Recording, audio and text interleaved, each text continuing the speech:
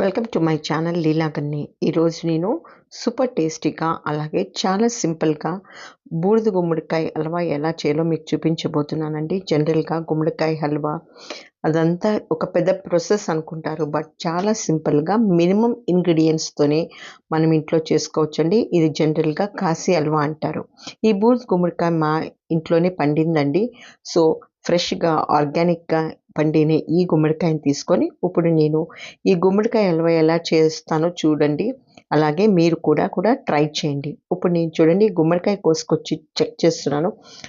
బూడిద అనేది ఎక్కువగా ఉంది. ఇలా గుమ్మడికాయకి బూడిద అనేది ఎక్కువగా ఉంటే టేస్ట్ అనేది అలాగే న్యూట్రియన్స్ అనేది కూడా ఎక్కువ ఉంటాయంట. సో ఇలా బూడిద ఎక్కువ ఉంటుంది కాబట్టి దీనికి బూడిద గుమ్మడికాయ అని పేరు వచ్చింది అనుకుంటా.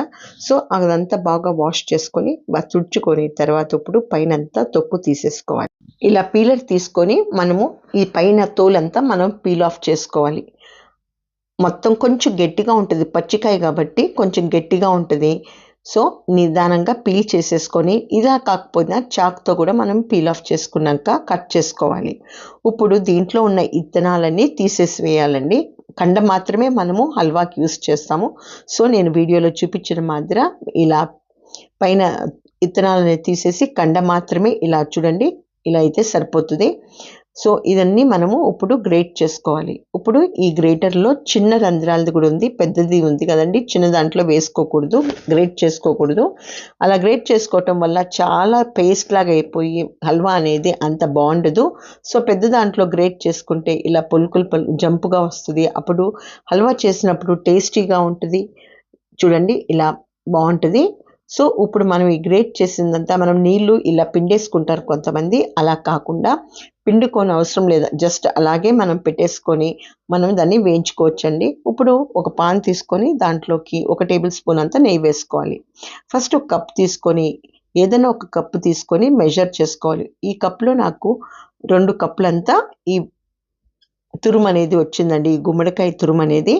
సో 2 కప్పులకి నేను 1 కప్ అంతా వేసుకుంటున్నాను, 1.5 కప్పు. బట్ నాకు షుగర్ అనేది కొంచెం తక్కువ వేసుకున్నాను ఇక్కడ. మీరు కావాలంటే దాన్ని బట్టి వేసుకోండి. చూడండి ఇక్కడ నీళ్ళు కూడా నేను అక్కడ యూస్ చేసిన వాటర్ కూడా ఇవి ఉన్నాయి కదండి, ఇవి కూడా దీంట్లోకి వేసేసుకుంటున్నాను. సో ఏమి వాసన ఏం రాదండి, బాగా నెయ్యి వేస్తాం కాబట్టి, ఇంకా కొంచెం నెయ్యి వేస్తాం కాబట్టి టేస్టీగా ఉంటుంది. కొంచెం బాగా నీరంతా ఇంకిపోయే వరకు మనం దీన్ని ఇలా ఫ్రై చేసుకుంటూ ఉండాలి.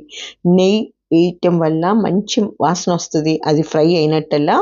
సో మనం వేసి ఈ నీరు ఉంది కదా, నీరంతా చూడండి అప్పుడే అంతా ఇలా ఇంకిపోయింది.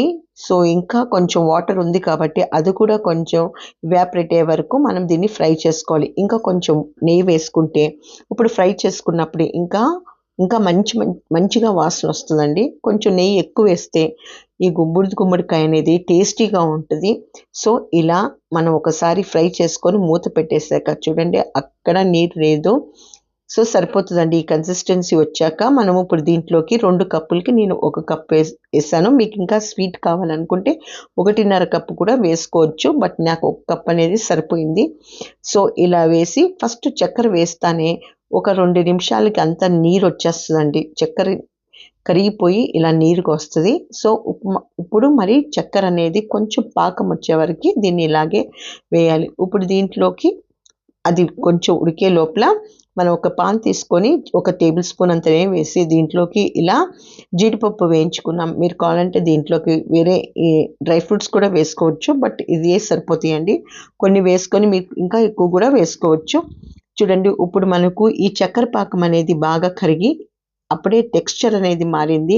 మనకి ఎలా ఉండాలంటే ఒక స్ట్రింగ్ పాకం అనేది సరిపోతుంది.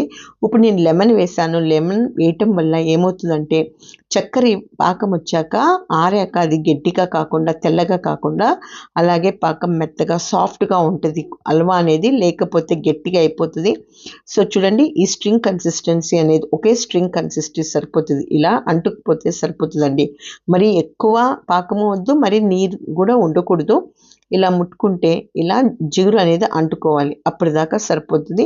ఇప్పుడు దీంట్లోకి నేను కట్ చేసుకున్న లెమన్ని దీంట్లోకి వేసానండి, పిండాను, కొంచెం సరిపోతుంది. ఒక 1/2 టేబుల్ స్పూన్ లెమన్ వేసి అలాగే 1 టేబుల్ స్పూన్ అంతా ఇలా యాలకుల పొడి వేసుకొని తర్వాత ఫుడ్ కలర్, మీ దగ్గర ఫుడ్ కలర్ ఉంటే వేయండి, లేకపోతే కుంకుమ పువ్వు ఉంటే కుంకుమ పువ్వు పాలల్లో కలిపి వేయండి. నా దగ్గర లేదు కాబట్టి నేను జస్ట్ లైట్ ఫుడ్ కలర్ వేసాను. సో అప్పుడు మంచి కలర్ వస్తుంది, టెక్స్చర్ అనేది కూడా మంచిగా వస్తుంది. ఇంకో దీంట్లో వేయించి పెట్టుకున్న గోడంబి వేసేసి అలాగే ఒక టేబుల్ స్పూన్ నెయ్యి వేసానండి. ఎంతో టేస్టీగా ఉంటుంది, అసలు తినే కొద్దీ తినాలనిపిస్తుంది. ఒక స్పూన్ పెట్టుకుంటే స్వీట్ ఇష్టం లేని వాళ్ళు కూడా ఓ 2-3 స్పూన్లు తింటారు, అంత టేస్టీగా ఉంటుంది. సో నా వీడియో మీరు నచ్చినట్టయితే తప్పకుండా లైక్ చేయండి. పక్కనే ఉన్న బెల్ ఐకాన్ నొక్కి నా వీడియోస్ మీకు నోటిఫికేషన్గా వస్తాయి. తప్పకుండా మంచి మంచి వీడియోస్తో మీ ముందుంటాను. మీ సపోర్ట్ అనేది చాలా ఇంపార్టెంట్ అండి. మీరు లైక్ చేస్తే నా వీడియో ఓ 10 మందికి కూడా వెళ్తుంది. సో